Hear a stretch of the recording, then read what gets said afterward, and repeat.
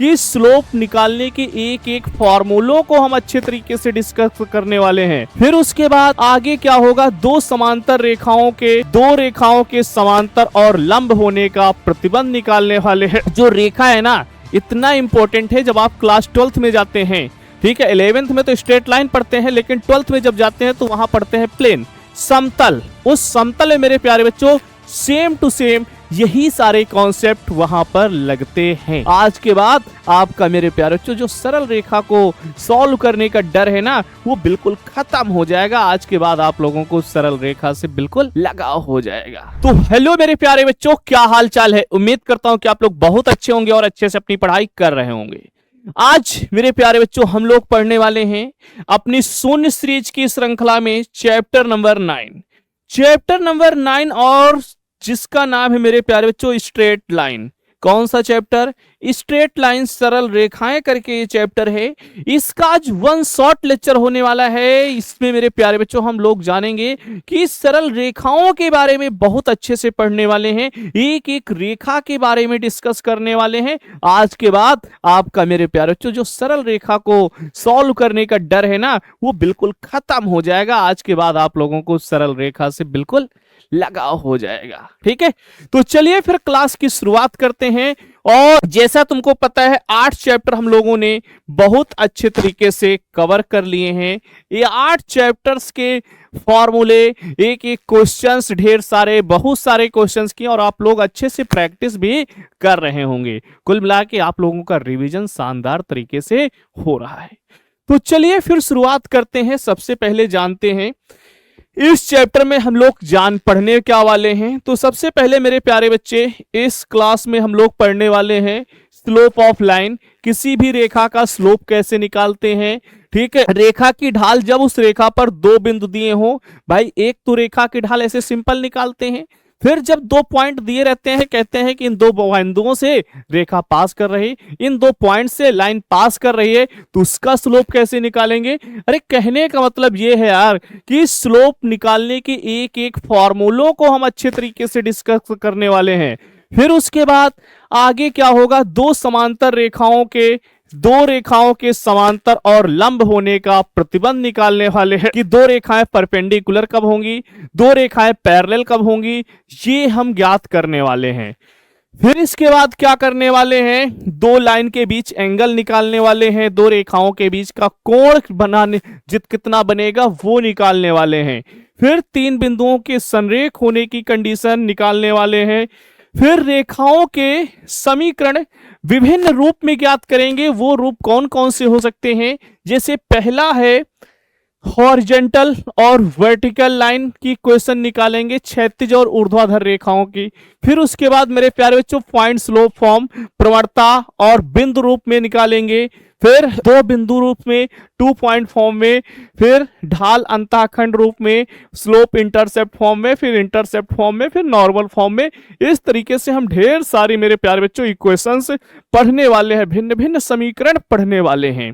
ठीक है, चलिए फिर भाई इसके बाद अभी क्या खत्म हुआ? नहीं, फिर जानेंगे कि रेखा का व्यापक समीकरण क्या होता है और व्यापक समीकरण के विभिन्न रूप। इसके मतलब वही है कि व्यापक इक्वेशन दी है, उसको मेरे प्यारे बच्चों अंतःखंड रूप में कैसे बदलेंगे, प्रवणता अंतःखंड रूप में कैसे बदलेंगे, अभिलंब रूप में कैसे बदलेंगे, ये सब यहां हम आपको बताने वाले हैं। फिर इसके बाद मेरे प्यारे बच्चों किसी बिंदु से रेखा की दूरी निकालनी है, मतलब एक बिंदु से रेखा पर डाले गए लंब की माप कह सकते हैं, ये निकालना है। किसी पॉइंट से आपकी कितनी दूरी है, एक रेखा की कितनी दूरी है, वो हम ज्ञात करने वाले हैं। इसके बाद मेरे प्यारे बच्चों 2 समांतर रेखाओं के बीच की दूरी, 2 पैरेलल लाइन की बीच की हम डिस्टेंस निकालने वाले हैं। और ये जो रेखा है ना, इतना इंपॉर्टेंट है जब आप क्लास 12th में जाते हैं।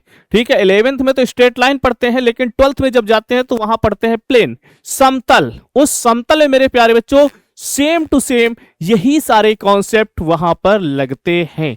इन्हीं लाइंस वाले कॉन्सेप्ट वहां पर हम लगाते हैं।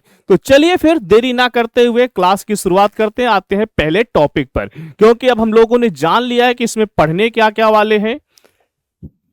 सबसे पहले मेरे प्यारे बच्चे हम बात करते हैं कि रेखा की ढाल क्या होती है। ठीक है, रेखा की ढाल क्या होती है, किसी भी रेखा की प्रवणता क्या होती है, इस प्रवणता को कैसे निकाला जाता है, स्लोप ऑफ ए लाइन कैसे फाइंड करने वाले हैं। जरा गौर से देखिए ये होता क्या है मेरे प्यारे बच्चे, थोड़ा बहुत कोऑर्डिनेट के बारे में आपको पता होगा, इतने अनजान नहीं है, ठीक है। थोड़ा बहुत तो आप लोगों ने 10th में पढ़ा ही होगा कि ये हमारे पास एक्स एक्सिस होती है, ये वाई एक्सिस होती है। तो थोड़ी सी बेसिक बातें हम कर लेते हैं, उसके बाद आते हैं अपने स्लोप पर, ठीक है। सबसे पहले मेरे प्यारे बच्चे हम थोड़ी सी बेसिक बात कर लेते हैं, ठीक। क्या कर लेते हैं सर, बेसिक बात इस पे कर लेते हैं कि स्ट्रेट लाइन कैसे स्लोप निकालते हैं, कैसे क्या निकालते हैं। तो उसके पहले हम थोड़ा सा बेसिक बातें कर लेते हैं। ये मान लेते हैं मेरे प्यारे बच्चे हमारे पास जो 10th में आप पढ़ के आए हैं उसकी बात कर लेते हैं। ये हमारे पास क्या है, एक लाइन है और एक ये लाइन है, ठीक है। एक क्षैतिज रेखा है और एक मेरे प्यारे बच्चे ऊर्ध्वाधर रेखा है। ये दोनों रेखाएं एक दूसरे को काट रही हैं, इसको कहते हैं मूल बिंदु ओरिजिन। ये हमारी एक्स डैश एक्सिस है और ये वाई डैश एक्सिस है, ठीक है। ये एक्स डैश एक्सिस है, ये वाई और वाई डैश एक्सिस है, समझ गए। एक एक्स डैश है, दूसरी वाई डैश एक्सिस है और दोनों लाइनें एक दूसरे को जिस पॉइंट पर काटती हैं उसको मेरे प्यारे बच्चे आपको पता है हम क्या कहते हैं, ये है हमारा मूल बिंदु, ठीक है। और मूल बिंदु, ठीक। और ये हमारे पास जो दो लाइनें हैं, एक क्षैतिज रेखा एक ऊर्ध्वाधर रेखा, ये जब एक दूसरे को काटती हैं ना तो ये किसी भी प्लेन पे जिस पे भी खींची जाएंगी उस प्लेन को 4 पार्ट में डिवाइड कर देती हैं, उस प्लेन को 4 पार्ट में डिवाइड कर देती हैं और प्रत्येक पार्ट को मेरे प्यारे बच्चे चतुर्थांश कहते हैं। क्या कहते हैं, चतुर्थांश कहते हैं। जैसे ये हमारा क्या होगा, ये हो जाएगा प्रथम चतुर्थांश, ये हो जाएगा फर्स्ट क्वाड्रेंट,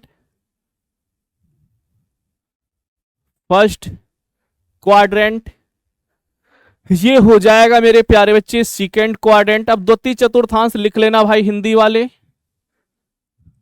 ठीक है। ये हो जाएगा सेकंड क्वाड्रेंट, ये हो जाएगा थर्ड क्वाड्रेंट, इसमें हिंदी वाले लिख लेना तृतीय चतुर्थांश, ठीक है। ऐसे ही मेरे प्यारे बच्चे ये हमारा हो जाएगा फोर्थ क्वाड्रेंट,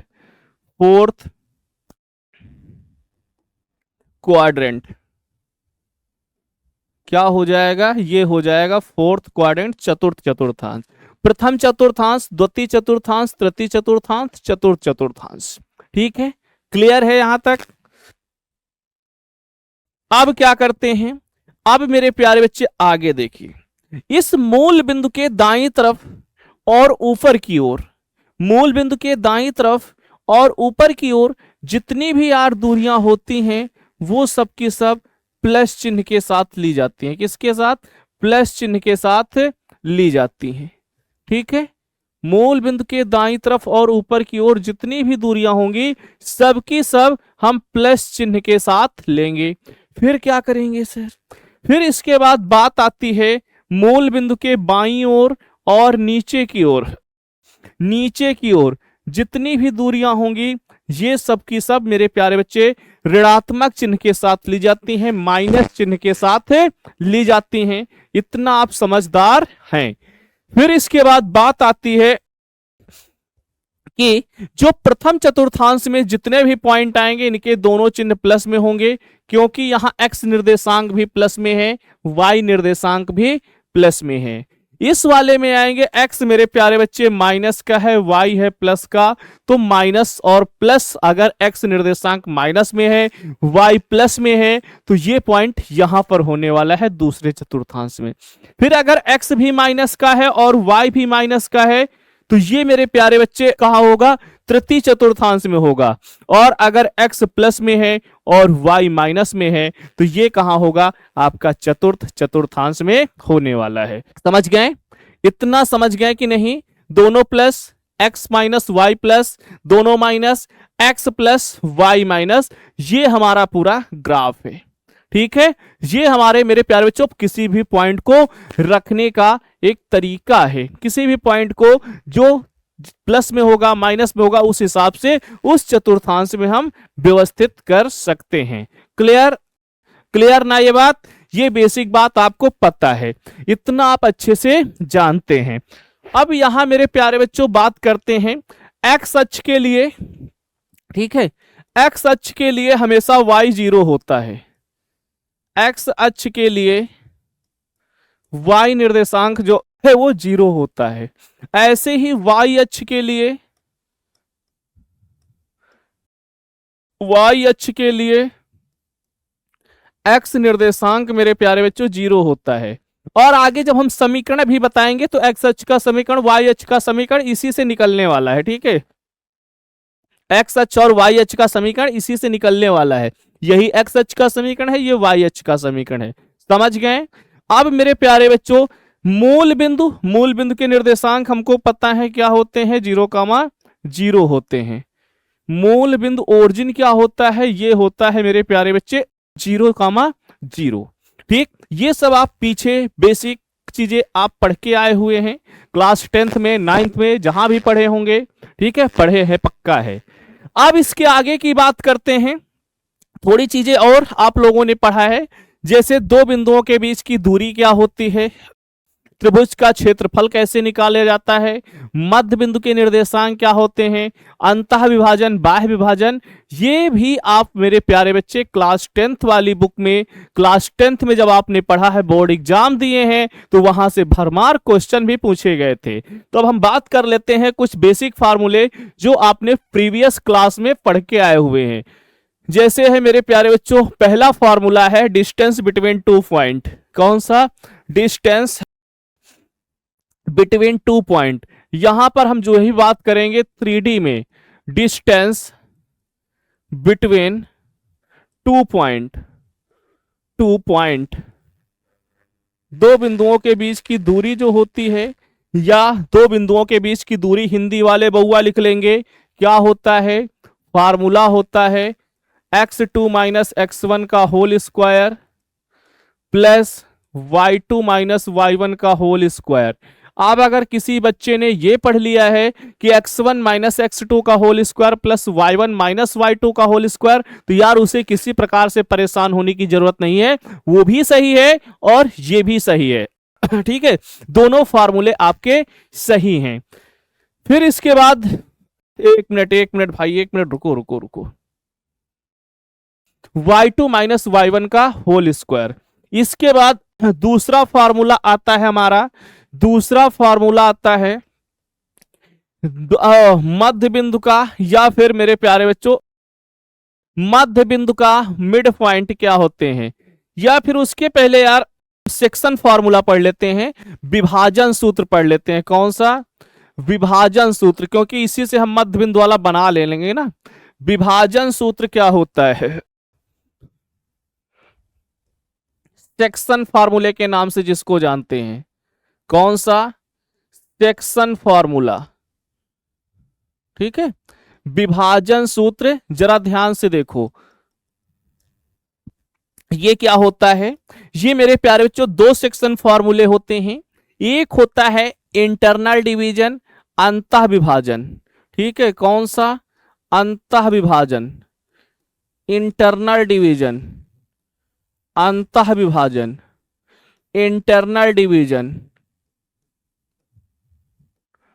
ठीक है, इंटरनल डिवीजन होगा तो वो फार्मूला क्या होगा, जरा गौर से देखो, ये फर्स्ट है इंटरनल डिवीजन। मेरे प्यारे बच्चों ध्यान से देखो, हम फिगर बना रहे हैं, फिगर के थ्रू आपका फार्मूला भी लिख देंगे। जैसे मान लिया हमारे पास क्या है, दो बिंदु हैं, एक बिंदु है A जिसके निर्देशांक है x1 कामा y1, और दूसरा बिंदु है B जिसके निर्देशांक है मेरे प्यारे बच्चों x2 कामा y2, और एक बिंदु कोई है P। क्या है? एक कोई बिंदु मेरे प्यारे बच्चे P है, और इस P बिंदु के जरा ध्यान से देखिएगा, A है x1 कामा y1, बी है x2 कामा y2, और ये बिंदु P क्या कर रहा है, इसको m रेशियो n के रेशियो में अंतः विभाजित कर रहा है। ठीक है, क्या कर रहा है, m अनुपात n के अनुपात में अंतः विभाजित कर रहा है। तो इस बिंदु P के निर्देशांक पता क्या होते हैं, क्या होंगे, m x2 plus n x1, ये रेशियो इधर वाला तो पॉइंट इधर वाला, रेशियो इधर वाला तो पॉइंट इधर वाला, ऐसे टपका देते हैं। तो बिंदु P के निर्देशांक हो जाएंगे, बिंदु P के निर्देशांक, कोऑर्डिनेट ऑफ पॉइंट P, बिंदु P के निर्देशांक ये हो जाएंगे मेरे प्यारे बच्चों m x2 plus n x1 upon m plus n। अब बउआ आप m1 m2 में याद किए हो तो परेशान मत होना, m1 m2 में भी लिख सकते हैं। ठीक है, mx2 plus n x1 upon m plus n, m y2 plus n y1 upon m plus n। ये हो गया मेरे प्यारे बच्चे बिंदु P के निर्देशांक कब, अंतः विभाजन सूत्र में। अगर यही बात करें हम बाह्य विभाजन की, किसकी बात करें, बाह्य विभाजन की बात करें, ठीक है, एक्सटर्नल डिवीजन की बात करें, बाह्य विभाजन की बात करें तो क्या होगा, एक्सटर्नल डिवीजन,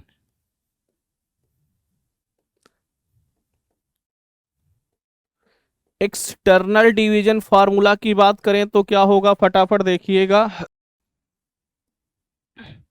एक्सटर्नल डिवीजन फार्मूले की बात करें तो क्या होगा, जरा गौर से देखो ना,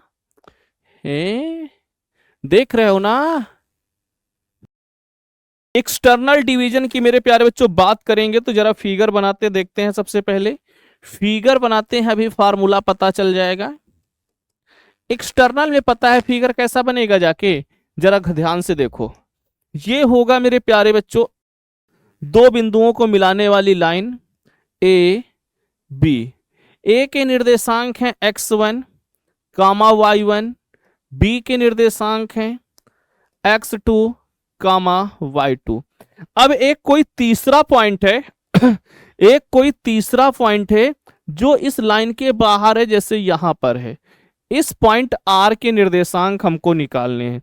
अब ये R कर क्या रहा है पता है, ये मेरे प्यारे बच्चों इस AB को m रेशियो n के रेशियो में कट कर रहा है।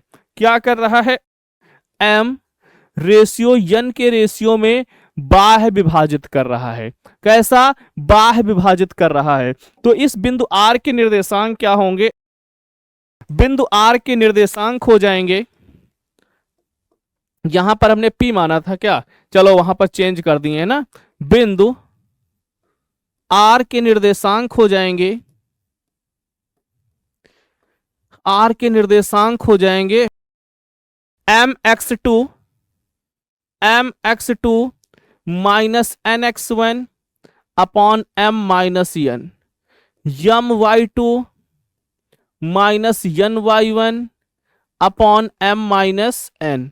बस यार याद रखना, अपोजिट क्या करना है, बिंदु लेना है। रेशियो इधर का तो बिंदु दूसरी तरफ का, रेशियो इधर का तो बिंदु उधर का, रेशियो इधर का तो बिंदु इधर का। ये हमारे इंटरनल डिवीजन और एक्सटर्नल डिवीजन के फार्मूले हैं। अब बात करते हैं मध्य बिंदु की, जो कि मेरे प्यारे बच्चों पहले वाले से निकलेगा, दूसरे वाले से नहीं तो दूसरे वाले में यम बराबर यम रखोगे या यन बराबर यम रखोगे तो नीचे हो जाएगा 0, अनडिफाइंड आएगा। तीसरे की बात करते हैं मध्य बिंदु की। इसी में मेरे प्यारे बच्चे अगर हम सी पार्ट की बात कर लें, मध्य बिंदु के निर्देशांक, मध्य बिंदु, और वैसे ये याद होगा यार, हमें पता है हमारे बच्चे कमजोर नहीं है किसी से।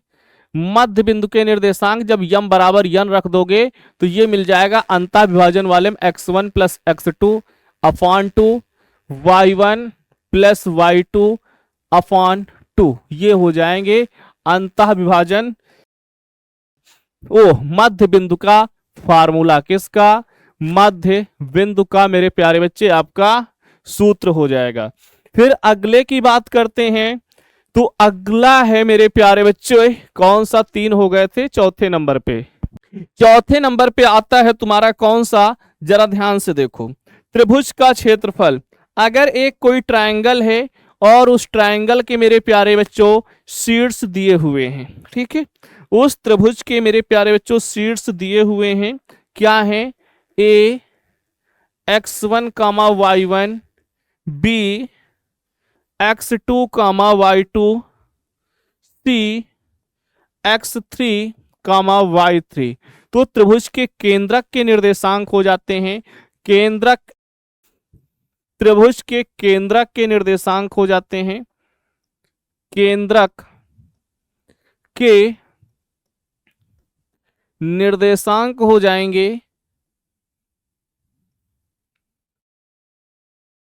केंद्रक के निर्देशांक हो जाएंगे x1 plus x2 plus x3 upon 3।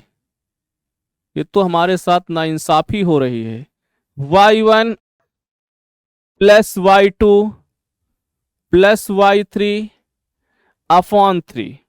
ये हो गए मेरे प्यारे बच्चों त्रिभुज के केंद्रक के निर्देशांक, किसके, त्रिभुज के केंद्रक के निर्देशांक। आगे बढ़ते हैं, आगे है इस त्रिभुज का क्षेत्रफल क्या होगा, त्रिभुज का मेरे प्यारे बच्चों क्षेत्रफल क्या होगा, तो त्रिभुज का क्षेत्रफल हो जाएगा 1/2। अब भाई जो आप लिखते हो, जैसे यहां लिखते हो x1, तो यहां क्या लिखोगे y2 माइनस y3, फिर यहां लिखोगे x2। कुल मिला के ये चक्रीय क्रम में होते हैं, 2 के बाद क्या आएगा, 3 आएगा, y3 minus y1 plus x3 लिखोगे, 3 के बाद 1 आएगा, y1 माइनस y2। तो ये मेरे प्यारे बच्चों त्रिभुज के क्षेत्रफल निकालने का फार्मूला होता है, ठीक है, जब पॉइंट दिए रहें। और बहुत सारे फार्मूले तो अभी बाकी ही हैं पढ़ने त्रिभुज के क्षेत्रफल निकालने के, जो कि आप 11 से 12 तक पढ़ते ही रहेंगे। समझ गए, चलो इतनी बात आपकी समझ में आ गई, जल्दी से फटाफट आप स्क्रीनशॉट ले सकते हैं या फिर नोट कर सकती हैं। अब बढ़ते हैं हम अपने क्लास 11th में, ये तो आप 10th में पढ़ के आए हैं। अब क्लास 11th की बात करते हैं, प्रवणता क्या होती है किसी भी रेखा की मेरे प्यारे बच्चों। प्रवणता जो होती है ना, वो क्या होती है, जैसे ये हमको पता है, अब जान गए हैं ना कि ये एक्स एक्सिस है, ये हमारे पास मेरे प्यारे बच्चे वाई एक्सिस है, और दोनों रेखाएं जहां एक दूसरे को काट रही हैं इसको कहते हैं मूल बिंदु। ये हमारी एक्स एक्स डैश एक्सिस है और ये वाई वाई डैश एक्सिस है, ठीक है। अब किसी भी रेखा की जो प्रवणता होती है, जैसे मेरे मान लिया ये कोई एक रेखा है, ये रेखा मेरे प्यारे बच्चों एक्स अक्ष की धनात्मक दिशा के साथ जो कोण बनाती है, ये कोण जो बन रहा, अगर ये थीटा है तो इस रेखा की प्रवणता हो जाएगी यम बराबर tan थीटा। कोई भी स्पर्शी या कोई भी रेखा एक्स अक्ष की धनात्मक दिशा से जो कोण बनाती है, उसके टेंजेंट के मान को, उसके स्पर्जा के मान को ही मेरे प्यारे बच्चों क्या कहते हैं, उस रेखा की प्रवणता कहते हैं। ध्यान से देखिए परिभाषा क्या होगी, कोई भी रेखा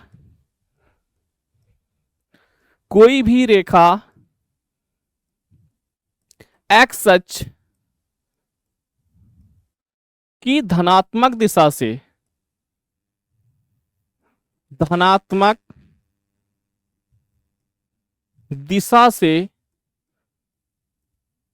कोई भी रेखा एक्स अक्ष की धनात्मक दिशा से जो कोण बनाती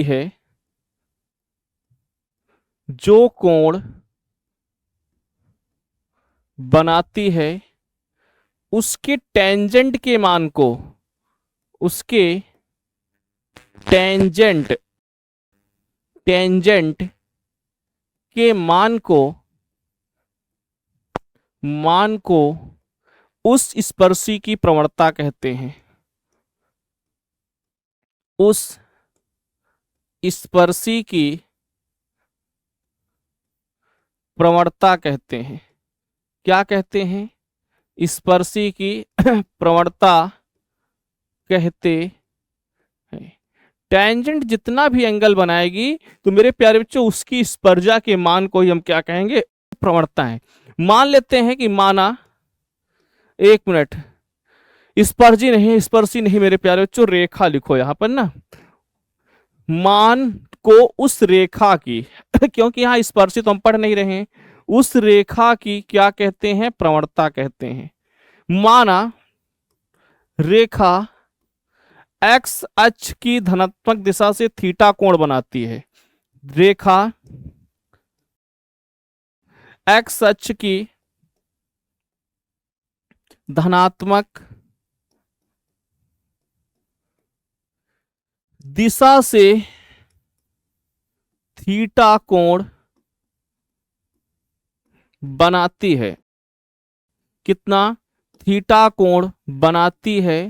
तो ठीक है, तो रेखा की जो मेरे प्यारे बच्चों प्रवणता होगी, तो रेखा की प्रवणता स्लोप ऑफ टेंजेंट, रेखा की प्रवणता, और इसको यम से रिप्रेजेंट करते हैं। m बराबर हो जाएगा tan थीटा। ये फार्मूला आप याद कर लीजिएगा। क्या हो जाएगा? यम बराबर हो जाएगा tan थीटा। कब? जब मेरे प्यारे बच्चे ये स्पर्शी एक्स अक्ष के साथ थीटा कोण बनाती है तो इसका स्लोप हो जाता है यम बराबर tan थीटा के बराबर। चलिए आगे बढ़ते हैं, आगे बढ़ते हैं। अच्छा, तो ब्लैंक स्लाइड हो गई थी, कोई बात नहीं। क्वेश्चन देखिए मेरे प्यारे बच्चों, क्योंकि हमने कॉन्सेप्ट और कॉन्सेप्ट के जस्ट बाद क्वेश्चन लाने की कोशिश की, क्योंकि हमारे बच्चों को अच्छे से समझ में आ जाए, कॉन्सेप्ट सीखें, जस्ट उसके बाद क्वेश्चन लगाएं। तो पहला क्वेश्चन आपके सामने आपकी स्क्रीन पे आपके गुरुवर लेकर आ गए हैं। क्या कह रहे हैं? Find the slope, find the slope, find the slope of the line which makes an angle of 60 degree with the positive x axis। कह रहे हैं उस रेखा की प्रवणता ज्ञात कीजिए जो x अक्ष की धनात्मक दिशा से 60 डिग्री का कोण बना रही है। कहने का मतलब मेरे प्यारे बच्चों, थीटा बराबर 60 डिग्री। कितना? 60 डिग्री। तो यहां से प्रवणता हो जाएगी यम बराबर tan थीटा। मान रख दो, यम बराबर tan 60 और 60 डिग्री का tan में मान होता है √3। तो यहां से जो स्लोप आ गया वो आ गया हमारे पास √3 के बराबर। कितना? m बराबर √3। ये आ गई स्पर्शी की प्रवणता।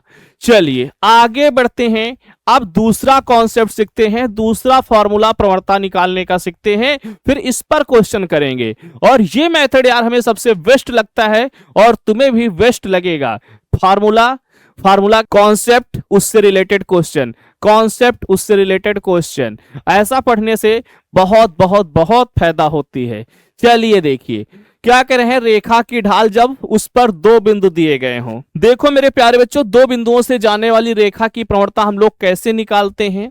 भाई निकालने में तो थोड़ा सा टाइम लगेगा, इसलिए हम फार्मूला लिख लेते हैं कि एक रेखा हमारे पास है जो बिंदु ए x1 कामा y1 से जा रही है और b x2 कामा y2 से जा रही है। तो इन दो बिंदुओं को मिलाने वाली रेखा की जो प्रवणता होगी ना, यहां रेखा AB की जो प्रवणता आएगी, slope of line AB, Rekha AB की प्रवणता, भैया हिंदी मीडियम वाले बच्चों लिख लेना, रेखा AB की प्रवणता क्या हो जाएगी? यम बराबर फार्मूला होता है y2 minus y1 upon x2 minus x1, x2 minus x1। अब इसमें आगे पीछे आप कर सकते हैं, y1 minus y2 upon x1 minus x2 कर सकते हैं, कोई चेंज नहीं आएगा। बशर्ते ये मत कर देना कि x वाले ऊपर लिख देना y वाले नीचे लिख देना, ये ना करना, ठीक है।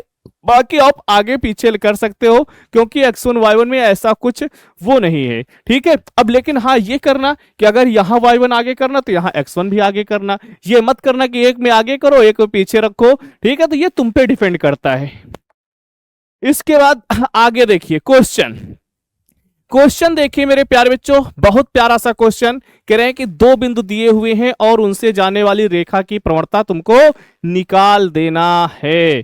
ठीक है, देखो देखो क्वेश्चन मेरे प्यारे बच्चे आपके सामने है। क्वेश्चन क्या है जरा गौर से देखो। कह रहे हैं कि दो पॉइंट हैं और वो दो पॉइंट हैं क्या? ठीक है, वो दो पॉइंट आपको दिख रहे होंगे। क्या दिख रहे हैं मेरे प्यारे बच्चे? ये है, एक बिंदु ए है 3, -2 और बी है, मान लेते हैं यार बी है, ये मत सोचना कि सर बी कहां लिखा है इसमें। बिंदुओं 3, -2 और -1, 4 को मिलाने वाली रेखा की प्रवणता ज्ञात कीजिए। Find the slope of the line joining the point 3, -2 and -1, 4। चलो, ये हमारे पास हो जाएगा x1 y1, ये हो जाएगा x2 y2, ये हो जाएगा x2 y2। इन दोनों पॉइंटों को मिलाने वाली रेखा की प्रवणता निकलनी है। तो यहां से ध्यान से देखो, इस लाइन का स्लोप क्या होगा?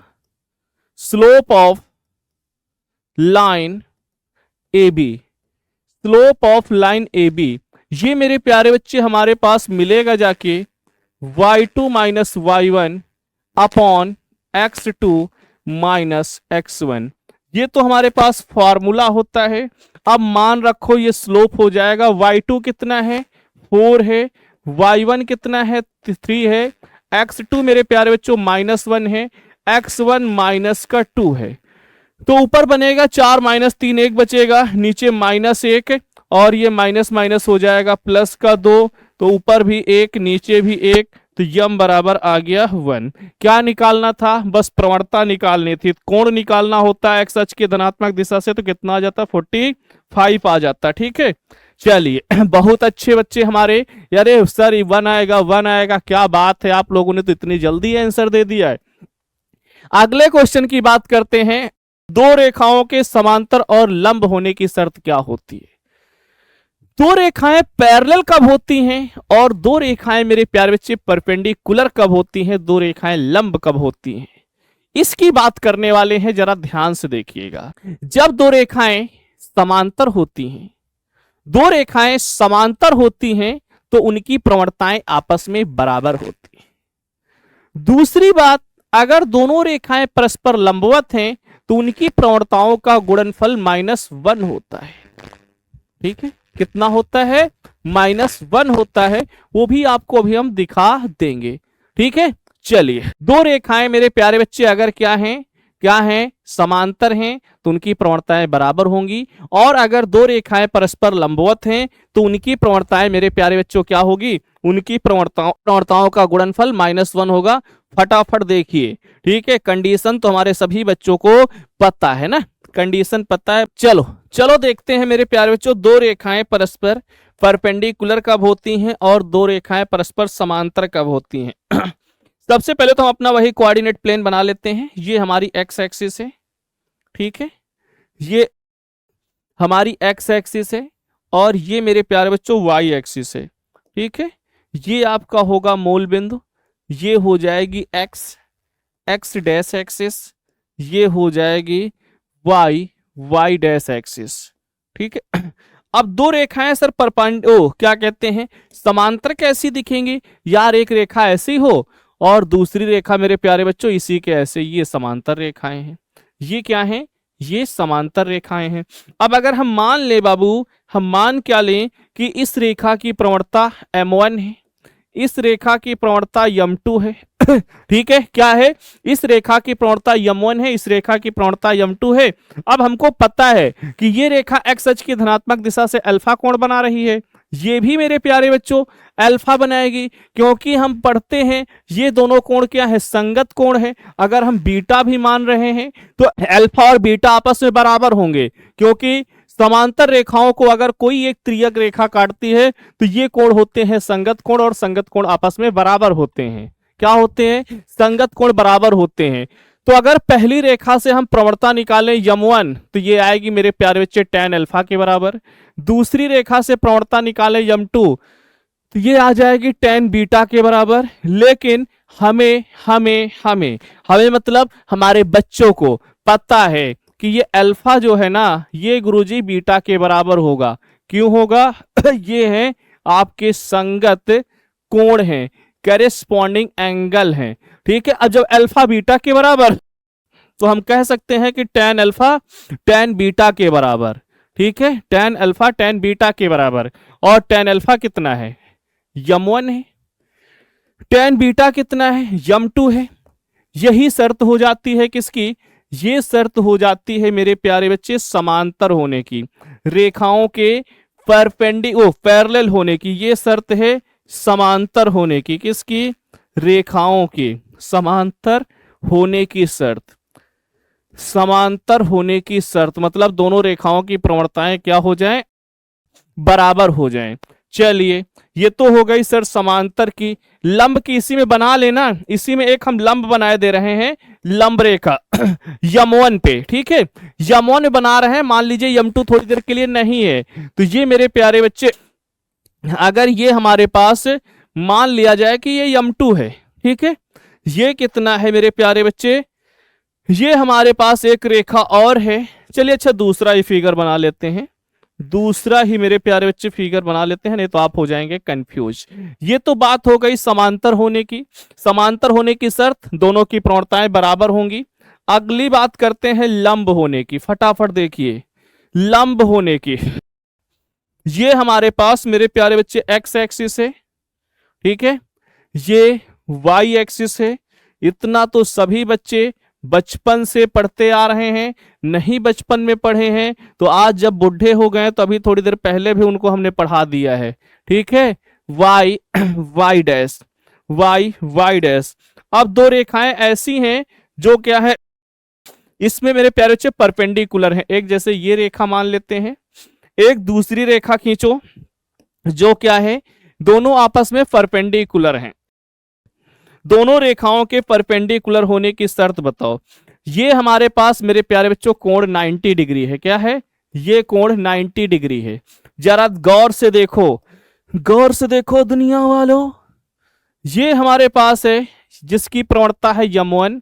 अगर ये कोण हम अल्फा मान लेते हैं, ये कोण अल्फा मान लेते हैं, तो ये कितना होगा? जल्दी से बता दो मेरे प्यारे बच्चों, क्योंकि बहिष कोण इस त्रिभुज जैसा बन रहा है।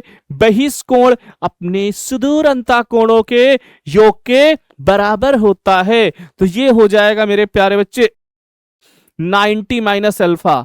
कितना होगा? 90 माइनस अल्फा। और इसकी प्रवणता मान लो m2 है। क्या मान लिया जाए? m2 मान लिया जाए। जरा गौर से देखो, पहली रेखा जो x अक्ष की धनात्मक दिशा से अल्फा कोण बना रही है उसकी प्रवणता m1 मान लेते हैं।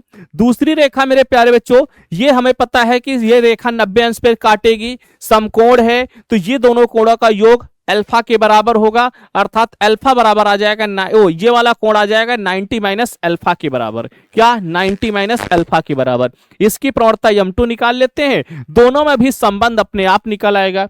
देखिए ये किसकी? लंब होने की बात करने जा रहे हैं, लंब की बात करने जा रहे हैं, लंब की बात हम करने जा रहे हैं। जरा देखो m1 क्या है? m1 तो हो जाएगा सीधा सीधा tan अल्फा। m2 कितना होगा? m2 कितना होगा? m2 हमारे पास आ जाएगा tan 90 माइनस अल्फा।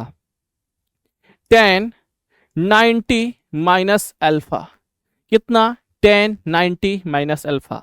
तो tan 90 माइनस थीटा मेरे प्यारे बच्चों ये क्या होता है? tan 90 माइनस थीटा, क्योंकि ये एक्स अक्ष की धनात्मक दिशा से 60 डिग्री का कोण बना रही है। एक मिनट, उल्टा हो गया है, उल्टा हो गया है मेरे प्यारे बच्चे। जरा गौर से देखे यार, आपने देखा नहीं है। ये अल्फा माइनस 90 होगा क्योंकि अल्फा ज्यादा है भैया, ये अल्फा माइनस 90 होगा। तो क्या हो जाएगा ये मेरे प्यारे बच्चे? यहां से मिलेगा अल्फा माइनस 90, माइनस कॉमन लो तो ये माइनस आगे आ जाएगा, मिलेगा tan 90 माइनस अल्फा। देखने में यार अल्फा बड़ा लग रहा है, तो छोटे में बड़ा हम कैसे घटा देंगे? अल्फा बड़ा है ना, तो अल्फा माइनस 90 होगा। तो यहां से आ जाएगा m2 बराबर tan 90 minus theta cot theta मतलब कॉट अल्फा। तो m2 बराबर कॉट को लिखेंगे 1/tan अल्फा। तो tan अल्फा का मान मेरे प्यारे बच्चे तुमको पता है, m2 बराबर -1 tan अल्फा का मान हमारे पास है m1, तो यहां से आ जाएगा m1 m2 बराबर -1, m1 m2 बराबर -1 आने वाला है। तो ये है हमारी मेरे प्यारे बच्चों कौन सी शर्त, ये है आपकी लंब होने की शर्त।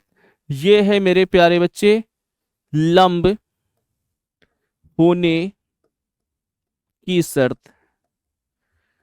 लंब होने की शर्त। समझ गए? लंब होने की शर्त क्या होती है, m1 m2 बराबर -1, और समांतर होने की शर्त होती है m1 बराबर m2 के। ठीक है।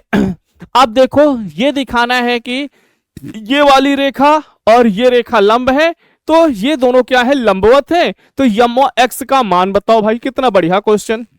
ध्यान से देखो, -2,4 -2,4 और 4,8 को मिलाने वाली एक रेखा है, इसको मान लेते हैं AB। इसको प्रवणता निकालो मेरे प्यारे बच्चों, जब इसकी प्रवणता निकालेंगे तो इसको मान लेते हैं m1।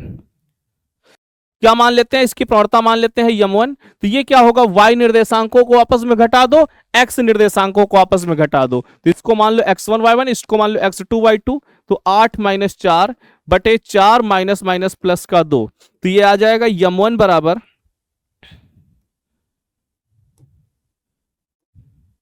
m1 बराबर ऊपर मिलेगा 4 नीचे मिलेगा 6, तो m1 की वैल्यू आ जाएगी 2/3। कितना, 2/3। फिर उसके बाद दूसरी रेखा जरा देखो, दूसरी क्या है, 2,4 और 4,8। ए भाई रुको रुको रुको रुको रुको, नहीं ये नहीं है, 8,12 और x,24, x,24। तो 8,12 और x,24 इसकी प्रवणता निकालेंगे, इसको मान लेते हैं m2। कितना होगा, 24 - 12 बटे x - 8। तो 24 - 12 मतलब आ जाएगा 12 बटे x - 8। क्योंकि दोनों रेखाएं लंबवत हैं, क्योंकि दोनों रेखाएं लंबवत हैं, दोनों रेखाएं लंबवत हैं, लंबवत हैं, परपेंडिकुलर हैं, इसलिए m1 m2 बराबर मेरे प्यारे बच्चे -1 होगा। अभी अभी हमने कंडीशन पढ़ी कि दो रेखाएं अगर लंबवत हैं तो क्या होगा, m1 m2 बराबर -1 हो जाएगा।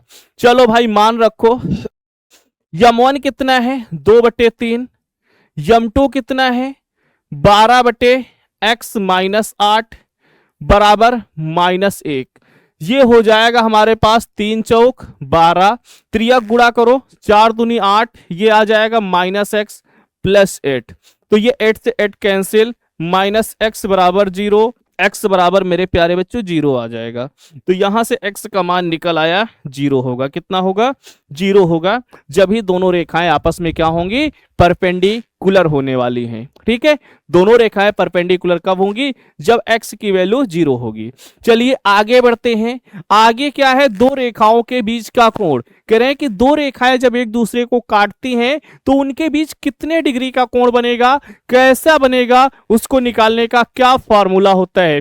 जरा गौर से देखो, जो गौर से देखो इधर, ये हमारे पास मेरे प्यारे बच्चे पहली रेखा है, मतलब x x डैश एक्सिस है, ये हमारे पास y y डैश है। कहने का मतलब ये हमारे पास कोऑर्डिनेट प्लेन बना हुआ है, origin x x dash axis, ये y y डैश एक्सिस। ठीक है, क्लियर ना। अब हमारे पास मेरे प्यारे बच्चे एक रेखा मान लेते हैं, ये ऐसे जा रही है, और दूसरी रेखा, एक रेखा ये है और दूसरी रेखा ये हमारे पास है। ठीक है, जरा ध्यान से देखिएगा, इस रेखा की मेरे प्यारे बच्चों, ये रेखा एक्स अक्ष की धनात्मक दिशा से मान लेते हैं θ1 कोण बना रही है, और ये दूसरी रेखा मेरे प्यारे बच्चों θ2 कोण बना रही है। लेकिन यार कोण तो हमें निकालना है दोनों रेखाओं के बीच का, ये कोण कितना होगा, इसको मान लेते हैं थीटा। थीटा बराबर क्या होगा, फिर से मेरे प्यारे बच्चों अगर गौर से देखोगे, θ1 - θ2 होगा, क्योंकि बहिष्कोण अपने सुदूर अंतःकोणों के योग के बराबर होता है। ठीक है, तो यहां से जब निकालोगे ये वाला कोण तो ये होगा θ1 माइनस θ2, जस्ट अभी थोड़ी देर पहले हमने निकाला है। तो यहां से ये थीटा का मान आ जाएगा और इसकी प्रवणता क्या होगी, ये मेरे प्यारे बच्चों अगर आप देखोगे तो यहां से इसकी प्रवणता m1 बराबर tan θ1 हो जाएगा, इसकी प्रवणता m2 बराबर tan θ2 हो जाएगी। ठीक है, tan θ2 हो जाएगी। यहां से आप लगा दोगे थीटा बराबर θ1 माइनस θ2, तो यहां दोनों तरफ tan ले लो, tan थीटा बराबर tan θ1 minus θ2 upon 1 plus theta, ए भाई डायरेक्ट फार्मूला नहीं लगाओ, अभी रुक जाओ, tan θ1 माइनस θ2। ठीक है, अब मेरे प्यारे बच्चों एक बात और आती है कि सर क्या हम हमेशा जान जाएंगे कि θ1 बड़ा है कि θ2 बड़ा है? तो इसके लिए आपको परेशान होने की जरूरत नहीं है, बिल्कुल भी टेंशन नहीं लेनी है। इसके लिए आपको केवल इतना करना है, इसमें ऐसे मॉड लगा देना है बस। ठीक है, कुछ भी बड़ा रहे कुछ भी छोटा रहे, आप जिसको मन हो आगे लिखो, जिसको मन हो बाद में लिखो। तो tan a माइनस बी मतलब tan a minus tan b upon 1 plus tan a मतलब tan θ1 tan θ2। माइनस ना लगाना हो तो बीच में मॉड ना लगाना हो तो बीच में डिफरेंस लगाते हैं। फिर tan θ1 कितना है, m1 minus m2 upon 1 plus m1 m2। तो ये है हमारा tan थीटा निकालने का फार्मूला। यहां से थीटा तो भाई निकल ही आएगा, जब tan थीटा निकाल लोगे तो थीटा तो निकल ही आएगा। ठीक है, तो ये हो जाएगा tan थीटा निकालने का फार्मूला मेरे प्यारे बच्चे। या फिर इसी को लिख सकते हैं थीटा बराबर tan inverse m1 minus m2 upon 1 plus m1 m2। ठीक है, ये भी आप कर सकते हैं, कोई प्रॉब्लम नहीं होने वाली है। इसको करोगे इनवर्स ट्रिग्नोमेट्रिक फंक्शन आना चाहिए, इस वाले से लगाओगे ट्रिग्नोमेट्रिक फंक्शन आना चाहिए बस। और इनवर्स नहीं पढ़े हो इसलिए इसी से अभी लगाना, क्योंकि इनवर्स हम आगे क्लास 12th में पढ़ने वाले हैं। चलिए, ये हमारे पास देखिए कह रहे हैं कि यदि दो रेखाओं के बीच का कोण मतलब थीटा बराबर π/4 है, ये है दो रेखाओं के बीच का कोण, और एक रेखा की ढाल मेरे प्यारे बच्चों यम बराबर है 1/2। कह रहे हैं दूसरी रेखा की ढाल ज्ञात कीजिए, दूसरी रेखा की ढाल m2 निकालना है। ये m1 हमारे पास दिया है, जरा ध्यान से देखो फार्मूला क्या होता है। tan थीटा बराबर mod of m1 minus m2 upon 1 plus m1 m2। tan theta tan π/4, tan π/4 बराबर मॉड ऑफ m1 है 1/2 minus m2 upon 1 plus m1 1/2 m2। ये हमारे पास हो जाएगा tan π1, ये मेरे प्यारे बच्चों मॉड 2 एलसीएम ले लो 1 माइनस 2 m1 m2 अपॉन ये हो जाएगा 2 प्लस m2। अब हमें पता है जब मॉड हटाते हैं ना, जब मॉड हटाते हैं तो मेरे प्यारे बच्चों दो चिन्ह आते हैं। क्या आते हैं, दो चिन्ह आते हैं। तो यहां से जब मॉड हटाएंगे तो ये हमारे पास मिलेगा 1 माइनस 2 m2। ठीक है, जरा ध्यान से देखिएगा 1 minus 2 m2 upon 2 plus m2 बराबर ये आ जाएगा प्लस माइनस 1। एक बार पॉजिटिव साइन ले लो, एक बार पॉजिटिव ले लो और एक बार मेरे प्यारे बच्चों निगेटिव ले लो, क्योंकि m2 के दो मान आने वाले हैं। जब प्लस में लोगे तो 1 minus 2 m2 upon 2 plus m2 ये बराबर हो जाएगा 1 के। क्रॉस मल्टीप्लाई करो तो 1 माइनस 2 m2 बराबर 2 प्लस m2। तो ये आ जाएंगे हमारे पास 3 m2 बराबर -1, m2 बराबर -1/3, -1/3। ये m2 की वैल्यू निकल आई, किसकी, m2 की वैल्यू निकल आई। अब तुम्हारा काम है निगेटिव लेके इसको सॉल्व करना। 1 minus 2 m2 upon 2 plus m2 बराबर -1 लेना और इसे सॉल्व करना, यहां से मान निकाल देना है। आपको क्या करना है, यहां से मान निकाल लेना है m2 की। चलिए तीन बिंदुओं के संरेख होने का प्रतिबंध, जरा ध्यान से देखिए, तीन बिंदु संरेख कब हो सकते हैं, तीन पॉइंट कोलिनियर कब हो सकते हैं, तो इधर जरा ध्यान से देखो क्या है। मान लेते हैं मेरे प्यारे बच्चों, ये तीन हमारे पास बिंदु हैं, ये ए है, बी है, सी है, ठीक है। अब इनके निर्देशांक तो दिए ही रहेंगे कि ये x1 y1 है, ठीक है, ये x2 y2 है, ये मेरे प्यारे बच्चों x3 y3 है, ठीक है। तो ये संरेख कब होंगे, जरा ध्यान से देखो इसकी कंडीशन क्या होगी। यदि ये तीन बिंदु संरेख हैं, ए कामा बी कामा सी, यदि संरेख हैं, यदि ए कामा बी कामा सी संरेख हैं, तो क्या होगा मेरे प्यारे बच्चों, पता है क्या होगा, तहलका मचेगा। रेखा AB की प्रवणता, AB की प्रवणता बराबर होगी BC की प्रवणता के, बराबर BC की प्रवणता के। कहने का मतलब दो दो बिंदुओं को मिलाने से जो रेखा की प्रवणताएं मिलेंगी वो आपस में बराबर हो जाएंगी। तुम कोई दो दो निकाल लेना, ठीक है, दो बिंदु एक बार लेना, दो दूसरे लेना, दोनों की प्रवणताएं आपस में बराबर आ जाएंगी, ठीक है। AB की प्रवणता BC की प्रवणता के बराबर आ जाएगी, इसका मतलब ये संरेख है। चलो देखो, कह रहे हैं कि यदि तीन बिंदु संरेख हैं, एक रेखा पर है, तो दिखाइए ये मेरे प्यारे बच्चों क्या है, इतना इतना इतना है। क्वेश्चन आ गया वही कि एक बिंदु, जरा ध्यान से देखो, ये है H कामा 0, दूसरा है B, A कामा B, और तीसरा है C 0 कामा K, ठीक है। अब कह रहे हैं कि मेरे प्यारे बच्चे ये तीन बिंदु संरेख हैं, एक ही रेखा पर हैं। यार एक रेखा का मतलब संरेख है, एक रेखा का मतलब क्या है, संरेख है। अर्थात मेरे प्यारे बच्चों रेखा AB की प्रवणता रेखा BC की प्रवणता के बराबर हो जाएगी, ठीक है।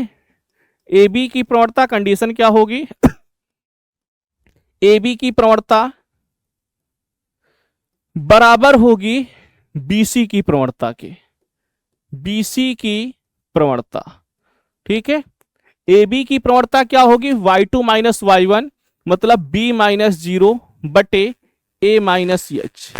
यहां से हो जाएगा BC की प्रवणता k minus b, k minus b बटे 0 माइनस a। क्रॉस मल्टीप्लाई करो, अपने आप जो लाना है यार आ जाएगा। जैसे ही करेंगे या फिर थोड़ा बहुत और करना हो तो कर लो, इसको लिखो a माइनस h। ये मेरे प्यारे भाई काहे कटपिट रहे हो, क्या जुल्म हम लोगों ने किया है तुम्हारे साथ। जरा देखो ध्यान से, क्रॉस मल्टीप्लाई करो तो ये मेरे प्यारे बच्चों माइनस AB बन जाएगा, ये इधर बनेगा a माइनस h और k माइनस b। चलो फटाफट गुणा कर डालो, इधर तो जो लाना था आ गया। जब गुणा करोगे तो k से बनेगा ak minus hk, minus HK। B से करोगे तो माइनस AB प्लस का HB, प्लस का HB। कुछ कैंसिल हुआ, AB से AB कैंसिल, AB से AB कैंसिल। ये हमारे पास क्या बचा, AK HB एक साथ, AK प्लस HB एक साथ बराबर, ये माइनस की HK उधर जाएगा, प्लस का HK हो जाएगा। HK से एक साथ एक गुणा में लिख सकते हैं, HK से पूरा डिवाइड कर दो। जैसे ही HK से पूरा डिवाइड करेंगे तो ये बनेगा AK upon HK plus HB upon BK, HK बराबर 1K। फटाफट देखो, फटाफट यहां K से K, H से H कैंसिल। जो हमको प्रूव करना है A upon H plus B upon K बराबर 1, ये हो गया सिद्ध। A upon H plus B upon K बराबर 1, ये हमारा मेरे प्यारे बच्चे प्रूफ हो चुका है जो हमको सिद्ध करना था। तो संरेख वाले से इस तरीके से हम लोग लगा लेते हैं, ठीक है। अब बात करने वाले हैं क्षैतिज और ऊर्ध्वाधर रेखाएं, इन रेखाओं के समीकरण के विविध रूप, ठीक है। इसमें से मेरे प्यारे बच्चे ढेर सारे प्रकार हैं। जैसे क्षैतिज और ऊर्ध्वाधर रेखा की बात करते हैं। क्षैतिज और ऊर्ध्वाधर रेखा की अगर बात की जाए तो थोड़ी देर पहले मेरे प्यारे बच्चों क्षैतिज रेखा मतलब एक्स एक्सिस और ऊर्ध्वाधर रेखा मतलब वाई एक्सिस, इन्हें ही कहते हैं। ठीक है, तो ये हमारे पास जरा ध्यान से देखो, ये है मेरे प्यारे बच्चे मूल बिंदु, ये हो जाएगी आपकी एक्स डैश एक्सिस, ये हो जाएगी वाई डैश एक्सिस। ठीक है, तो सबसे पहला काम कि एक्स अक्ष का समीकरण मतलब क्षैतिज रेखा का समीकरण क्या होगा। तो यहां पर जो क्षैतिज है, क्षैतिज का मतलब एक्स अक्ष। ठीक है, क्षैतिज रेखा का समीकरण, क्षैतिज रेखा का समीकरण मतलब एक्स अक्ष का समीकरण, एक्स अक्ष का समीकरण ये क्या हो जाएगा। एक्स अक्ष का समीकरण हमने शुरुआत में बताया y बराबर 0 होगा। फिर ऐसे ही ऊर्ध्वाधर रेखा वर्टिकल लाइन क्या होगी, ऊर्ध्वाधर रेखा का समीकरण, ऊर्ध्वाधर रेखा का समीकरण मतलब y अक्ष का समीकरण, y अक्ष का समीकरण, y अक्ष का समीकरण। तो y अक्ष का समीकरण मेरे प्यारे बच्चे ये हो जाएगा x बराबर 0। ठीक है, अब एक बात और आती है, कभी कभी पूछ लिया जाता है एक्स अक्ष के समांतर अगर कोई रेखा है, जैसे एक्स अक्ष के समांतर यार ऊपर भी हो सकती है और ये मेरे प्यारे बच्चों नीचे भी हो सकती है। ठीक है, एक्स अक्ष के समांतर ऊपर नीचे दोनों हो सकती है। तो अगर ये ऊपर है और यहां से यहां तक की दूरी है a, और अगर ये नीचे है यहां से यहां तक की दूरी है a, तो रेखा का समीकरण क्या होगा पता है, ऊपर होगा तो प्लस होगा, नीचे होगा तो माइनस होगा। ये हो जाएगा y बराबर प्लस का a, ये हो जाएगा y बराबर माइनस a। ठीक है, तो कहने का मतलब एक्स अक्ष के समांतर रेखा, एक्स अक्ष के समांतर रेखा का समीकरण ये हो जाएगा y बराबर प्लस माइनस a। ठीक है, ऐसी ही बात अगर हम कर लें, एक्स अक्ष के समांतर, जैसे ये है नहीं y अक्ष के समांतर ना, ये x अक्ष के था, y अक्ष के समांतर रेखा की बात करें, जैसे ये है मान लीजिए, ये यहां से यहां तक की दूरी मेरे प्यारे बच्चे। ठीक है, ऐसे ही इधर भी हो सकती है। तो अगर ये यहां से यहां तक की दूरी, ये यहां से यहां तक की दूरी स्मॉल b है, ये यहां से यहां तक की दूरी b है, तो ये हो जाएगा x बराबर प्लस b, ये हो जाएगा x बराबर माइनस b। कहने का मतलब y अक्ष के समांतर रेखा का समीकरण होगा, y अक्ष के समांतर रेखा का समीकरण ये हो जाएगा x बराबर प्लस माइनस b।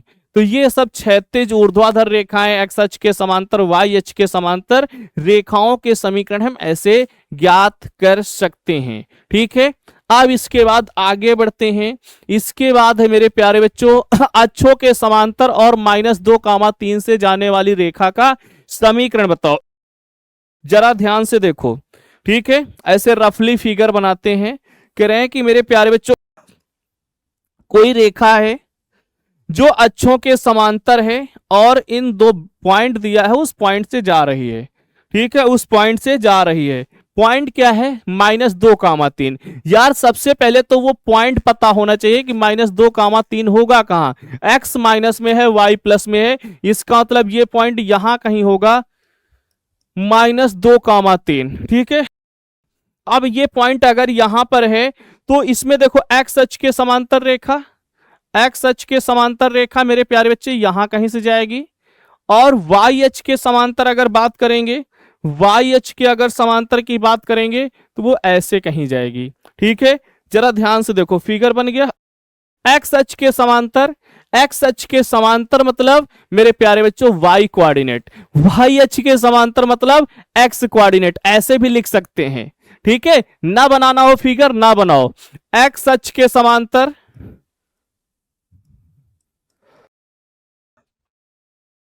एक्स अक्ष के समांतर मतलब y निर्देशांक, क्या y निर्देशांक कितना है, ये है मेरे प्यारे बच्चों x बराबर, x अक्ष के समांतर मतलब y निर्देशांक, अगर y बराबर कितना है 3, ऐसे बन जाएगा। ठीक है, डायरेक्ट। ठीक है, ये मेरे प्यारे बच्चों डायरेक्ट आप निकाल सकते हैं।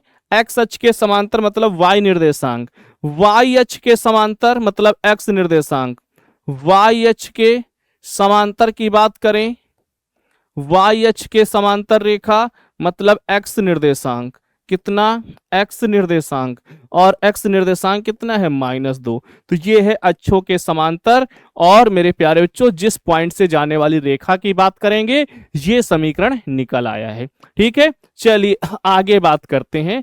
आगे है x अक्ष और y अक्ष के समीकरण, भाई पीछे लिखे हैं x अक्ष का y बराबर 0, y अक्ष का x बराबर 0, समझ गए, पीछे हमने बता दिया है, कोई प्रॉब्लम नहीं ना।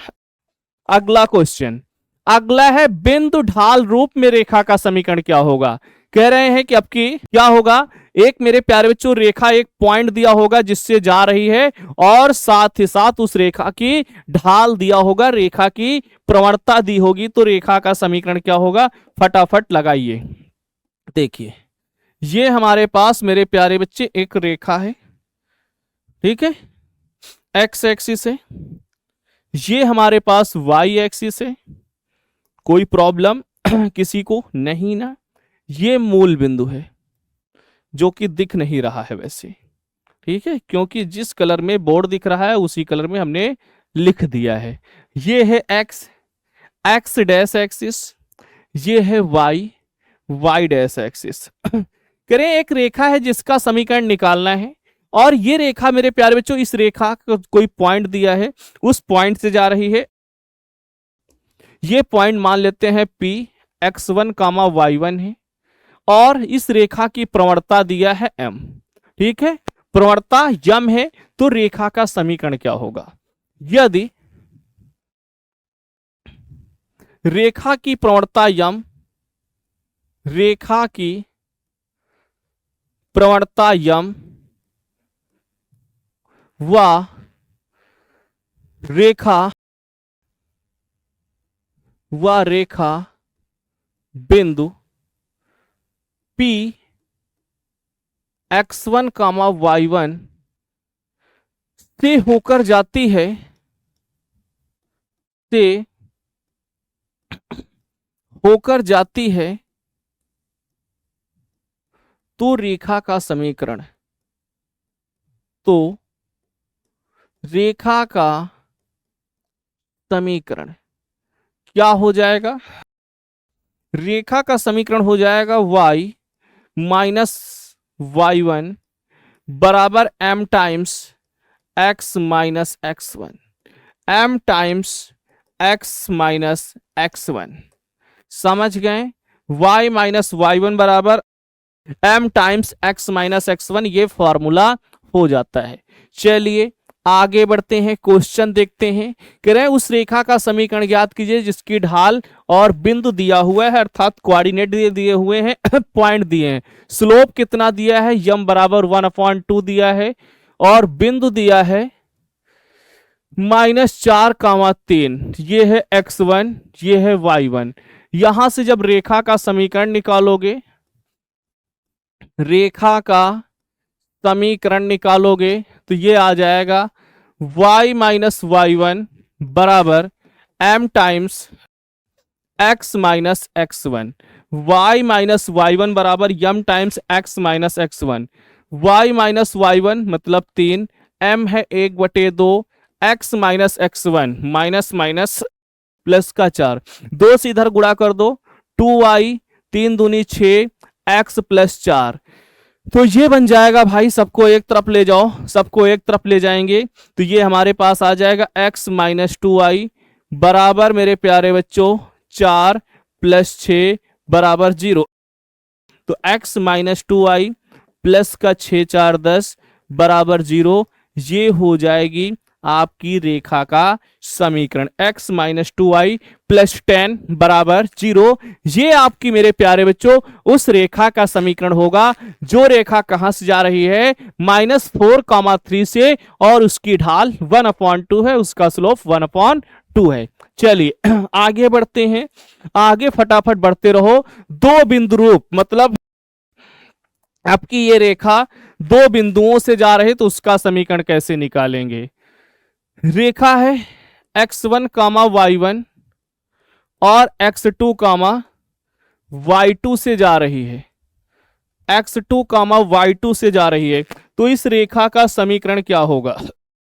रेखा AB का समीकरण, दो बिंदुओं से जाने वाली रेखा का समीकरण, रेखा AB का समीकरण ये हो जाएगा y माइनस y1 बराबर y2 minus y1 upon x2 minus x1 और इंटू x माइनस x1। ठीक है, x माइनस x1 ये मेरे प्यारे बच्चे हमारी इस प्यारी सी सुंदर सी रेखा का समीकरण हो जाएगा।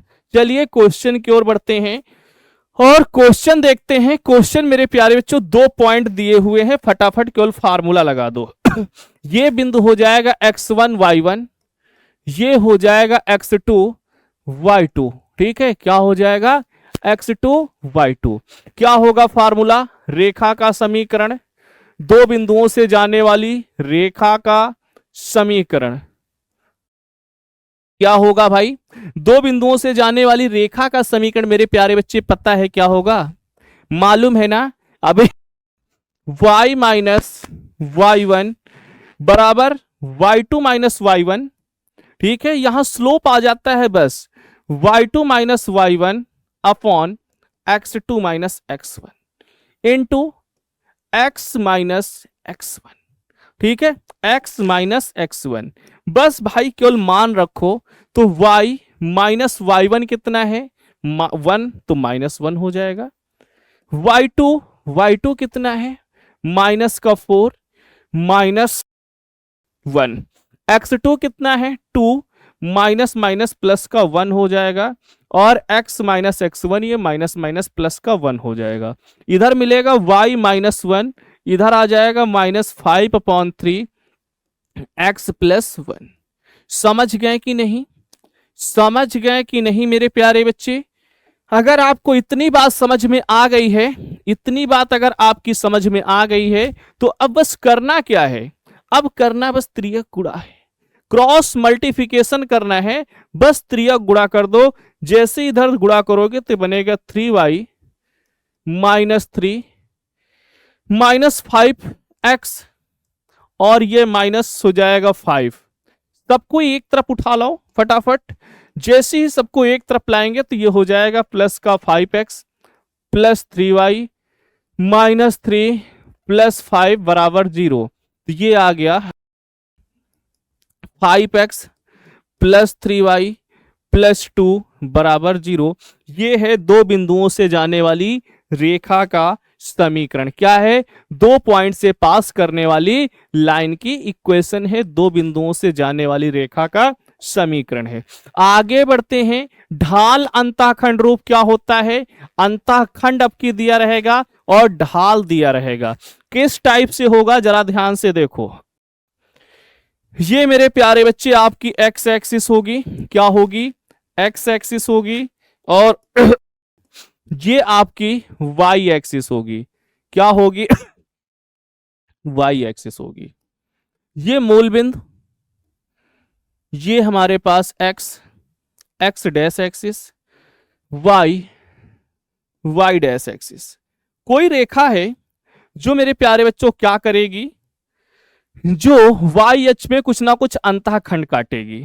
जरा ध्यान से देखते रहो फिगर, ये वाई एच पे मेरे प्यारे बच्चों कुछ ना कुछ अंतःखंड काटेगी, सी अंतःखंड मान लिया काट रही।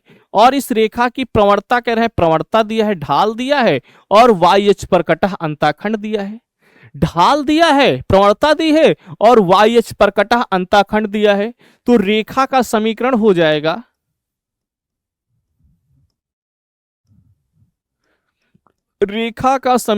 जाएगा y बराबर mx प्लस सी।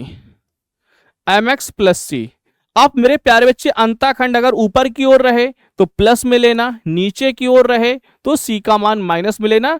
तो ये डिपेंड करेगा कोऑर्डिनेट, ठीक है, चतुर्थांश पे किस चतुर्थांश में है, तो उस चतुर्थांश के हिसाब से हम यम और सी के मान मेरे प्यारे बच्चे आपस में चेंज कर लेंगे। कोई डाउट, कोई समस्या नहीं ना, कोई प्रॉब्लम बिल्कुल नहीं है। चलिए आगे बढ़ते हैं। ये है मूल बिंदु से ऊपर YH को 2 इकाई दूरी पर, मतलब मेरे प्यारे बच्चे मूल बिंदु से ऊपर 2 इकाई की दूरी पर काटती है, C बराबर 2 दिया है। आगे देखो, इतना बड़ा क्वेश्चन है, कह रहे हैं मूल बिंदु से ऊपर YH को 2 इकाई दूरी पर, मतलब ऊपर की ओर है इसलिए प्लस में होगा। एक्स अक्ष की धन दिशा से 30 डिग्री का कोण बन रहा है, मतलब थीटा 30 डिग्री दिया है, तो यहां से प्रवणता निकाल लेंगे। यम बराबर tan थीटा, यम बराबर tan 30 और tan 30 का मान होता है 1/√3। कितना? 1/√3। ये मेरे प्यारे बच्चों आपके tan थीटा का प्रवणता निकल आई है, स्लोप मालूम चल गया और यहां से हमारा इंटरसेप्ट दिया हुआ है, अंतःखंड दिया हुआ है। तो रेखा का समीकरण क्या होगा? रेखा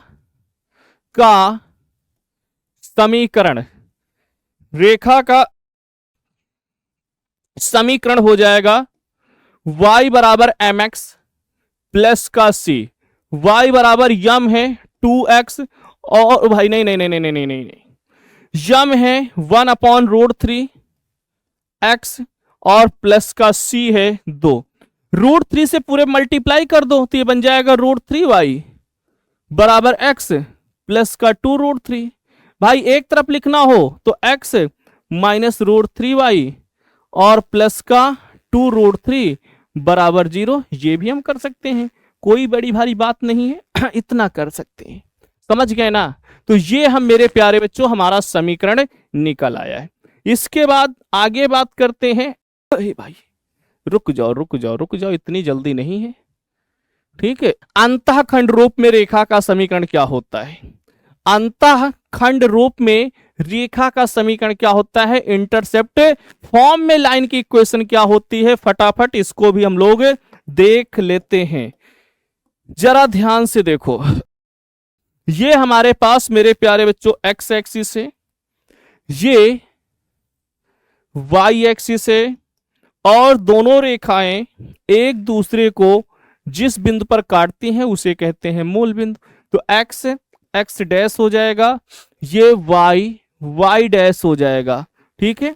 अब कोई रेखा है जो इसको मेरे प्यारे बच्चों कट कर रही है, कह रहे हैं कि इसके अंतःखंड दिए हुए हैं कुछ, जैसे ये रेखा एक्स अक्ष पर ए मात्रक का अंतःखंड काट रही, वाई अक्ष पर बी मात्रक का अंतःखंड काट रही।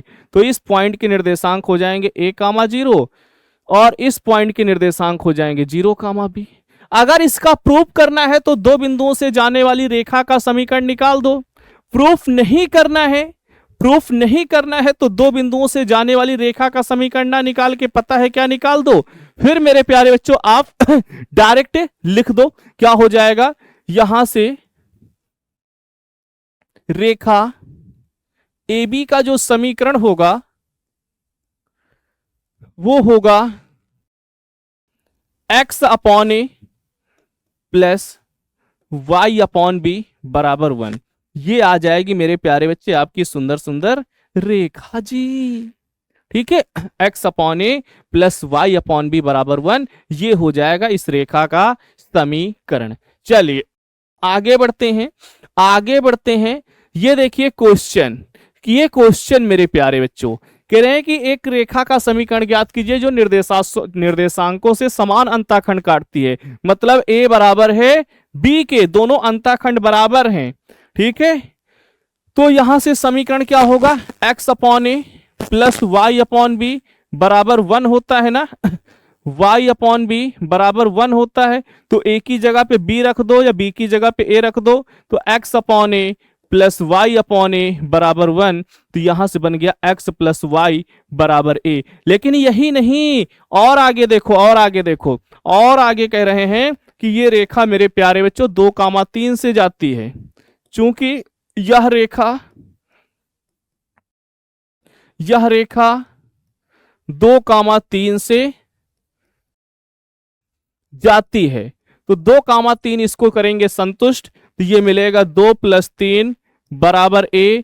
यहां से a बराबर आ जाएगा 5 के, किसके? 5 के रख दो, तो ये बनेगा x प्लस वाई बराबर 5 के। x प्लस वाई बराबर मेरे प्यारे बच्चे ये तुम्हारा 5 आ जाएगा। कितना?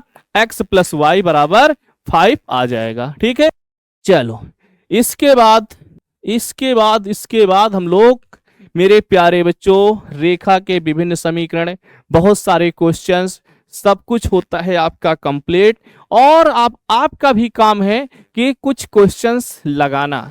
ठीक है, कुछ क्वेश्चन आप भी लगाओगे यार, तभी जाके तो कुछ मजा आएगी। ठीक है, तो आप भी क्वेश्चन लगा लीजिएगा, जो ना लगे वो बताना। ठीक है, वैसे लग जाएंगे सारे के सारे क्वेश्चन। फिर मिलते हैं अगली क्लास में, जब तक के लिए जय Hind, Vande Mataram, love you to all मेरे प्यारे प्यारे बच्चों।